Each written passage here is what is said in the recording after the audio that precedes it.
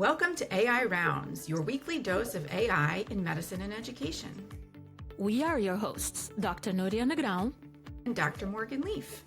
Each week, we'll bring you a quick dive into the latest in artificial intelligence and how it's transforming healthcare, medical education, and medical communications.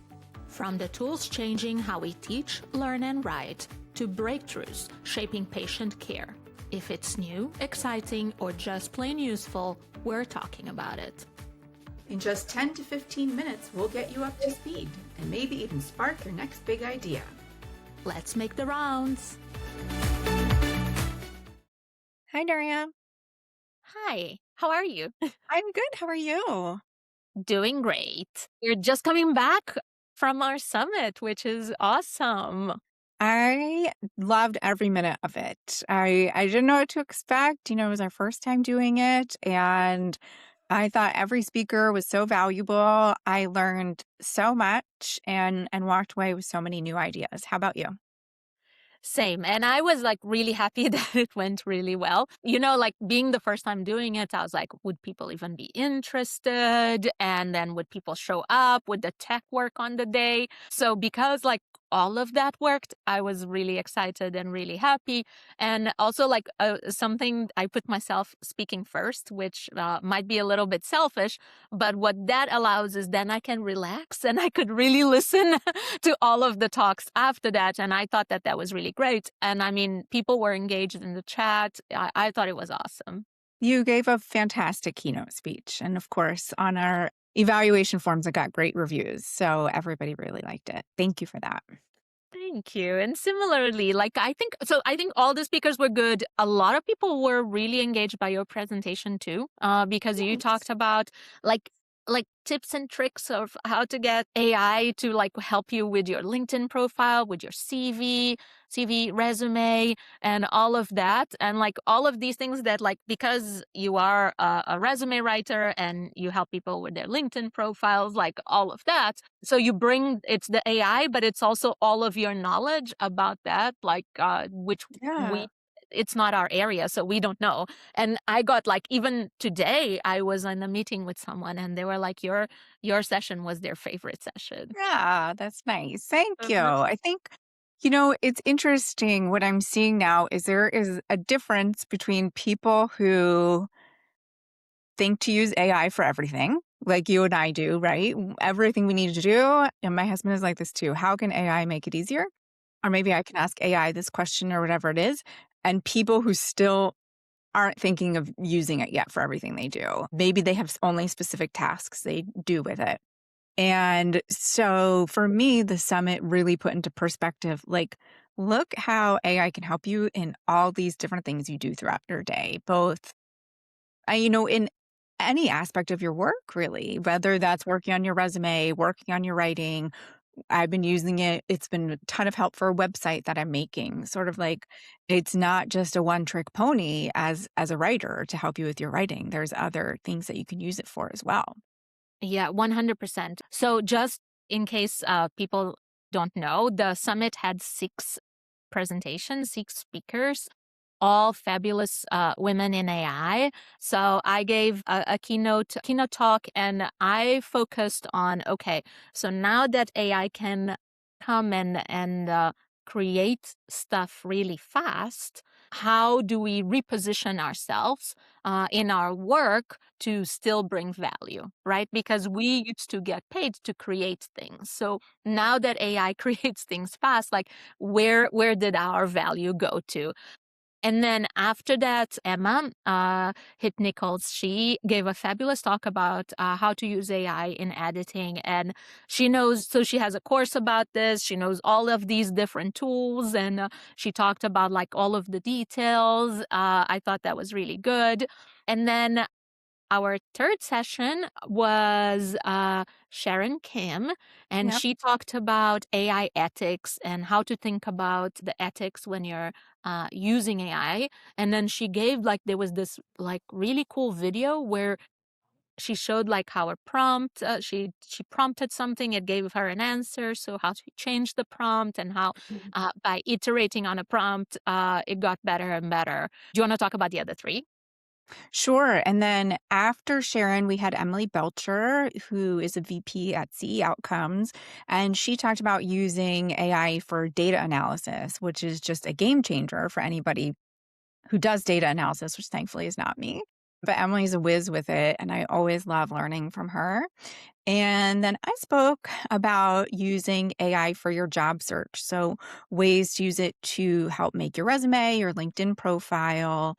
And then our final speaker was Marcia. I'm blanking on Marcia's last name. Help me out. Weldon?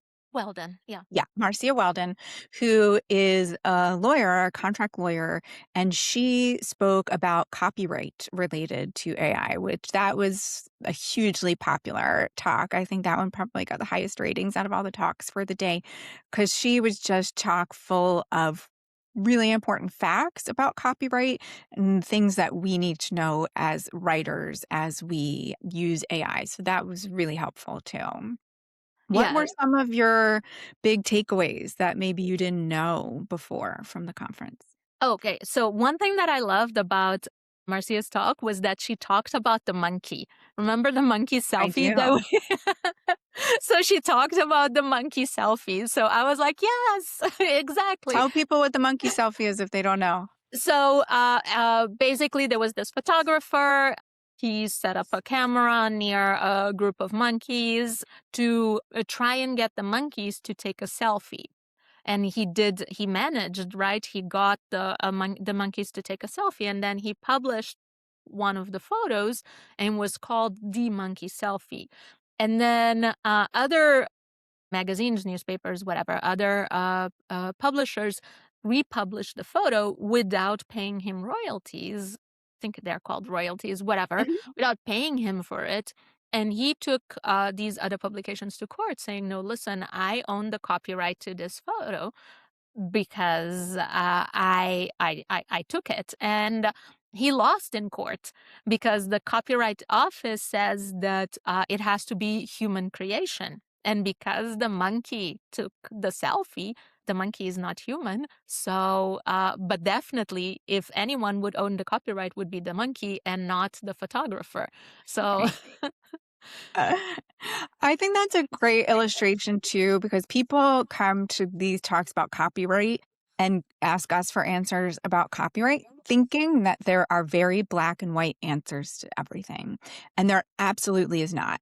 And I Mhm. think that Marcia was really good at drilling that point home. And people left with a sense of like, there are not definite answers right now. And you just have to live with that. Like you have to live in the gray area because that's what we're in. Yes. That's it. Yeah, 100%. And then from Emily's talk, like one thing that I kept on that she kept on talking about was that even if you cannot use AI to work on the data, to work on your data, you can still use it in other ways to help you with your work. And she gave like really good examples of how to document your use of AI. Yeah. And I thought that that was really valuable. One, because it emphasizes that point that you can like risk stratify the tasks that you're using AI for. And if there's something that is very risky, don't use AI for that. Still figure out Mm-mm. how you can use it for something else. And documentation is becoming more and more important. For example, with the ACCME guidance that is suggesting that we need to up our documentation game, basically. That's right. That's Yeah. right.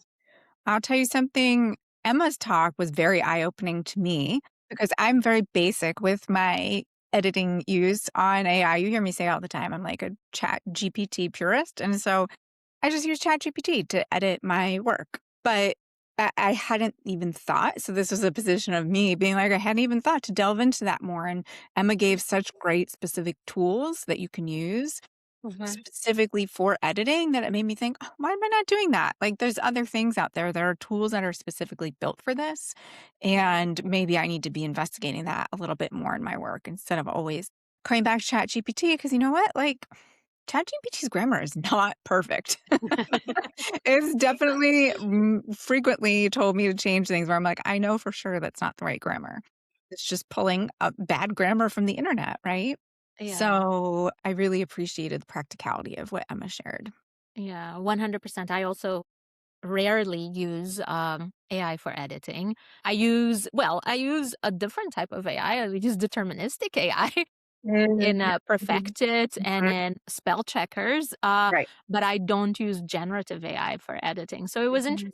Like, I'm always interested in like these other tools that exist, and that Yeah. I like the tools that some of the tools that you showed because they actually did track changes, and I Yes. like that. I feel like for rewriting and for editing, I really want the track changes Mhm. functionality in the tool that I'm using. Mhm. And then from your talk, the thing that I got was that I need to increase my skills on LinkedIn. I don't think I have 50 skills. Was it 50 and now I can I use know. 100, or was it 500 and now I You can can use have 100 1,000? now. You can Oh, have okay. 100. I still only have Yeah. 50, Okay. but that's So, where everything's going is yeah, skills based. that's Mhm. my to-do list, like go Mhm. increase your skills on Mhm. LinkedIn. It's interesting that you say that because I was just reading an article this week by a recruiter who Mhm. said, and I can see where this is going to be the pushback, right? They're so tired of how AI generated LinkedIn has become Mhm. that they don't use LinkedIn anymore to find people for jobs. And I was like, I knew that pushback was coming at Yeah. some point, and now they're leaning more heavily on networking, which already 70 to 80% of jobs are found through networking. Yeah. So that's always been your best bet. But I think you have to keep in mind if you're looking for a job, you have to play all those bases. You have to optimize your LinkedIn profile. Yeah. That's not the only thing. You're always going to have to network. So So the recruiters, where are they going for network? Are they going to conferences? Do you think they'll be recruiters at the Alliance? I know. I think it's more that they are utilizing people already at the company, that kind of Okay. thing. Yeah, but Oh. conferences too, for Uh-huh. sure, depending on the industry. But yeah, more Okay. internal, who do you Interesting. know, that kind of Uh-huh. stuff. Hmm. Ooh, then it's really tough. Yeah, Hmm. okay. Hmm. Okay. But because I was just thinking like I get I it actually has reduced quite a lot, thank God, because those were the most annoying LinkedIn messages to get were the ones from recruiters. Absolutely.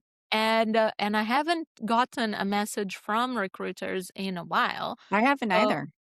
I wonder if that is an indication of that, of them moving away from LinkedIn, or LinkedIn n- like not showing us to them, and Hmm. like having updated its algorithm to know that we are business owners and we are not open for work. Yeah. Right, because they always used to contact me for full-time roles, and I'd be like, "It's very clear from my profile that I'm a freelancer," you know? Yeah. Oh, interesting. Okay. I'll keep that in mind. What else did you learn from the conference? Final thoughts? I thought that Sharon's talk offered a great perspective on the Mhm. ethics. Again, similar to Marcia, it's a gray area and people hate that, right? It's people will come to us wanting concrete answers for everything, and Mhm. everything's a moving target right now. So again, it was good to have her sort of reiterate Mhm. that nothing is perfect at the moment and things are evolving, and to use things as responsibly as you can, basically. Yeah. And then your talk, I mean, was perfect because it really reiterated what we are always emphasizing to people when people get all panicked. Oh my God, AI is going to take my job. No, AI is not going to take your job, but somebody who knows how to use AI is going to take your job, right? So you're the boss, and you need to be the responsible user. And we're going to have an Yeah. upcoming episode on the new ACCME guidance from the Mhm. CME world about using AI. And that's exactly what it emphasizes, is that you really always need to be the controller of the AI and checking everything that it does. And really our value right now is our expertise. Then that's what Yes. we need to be selling.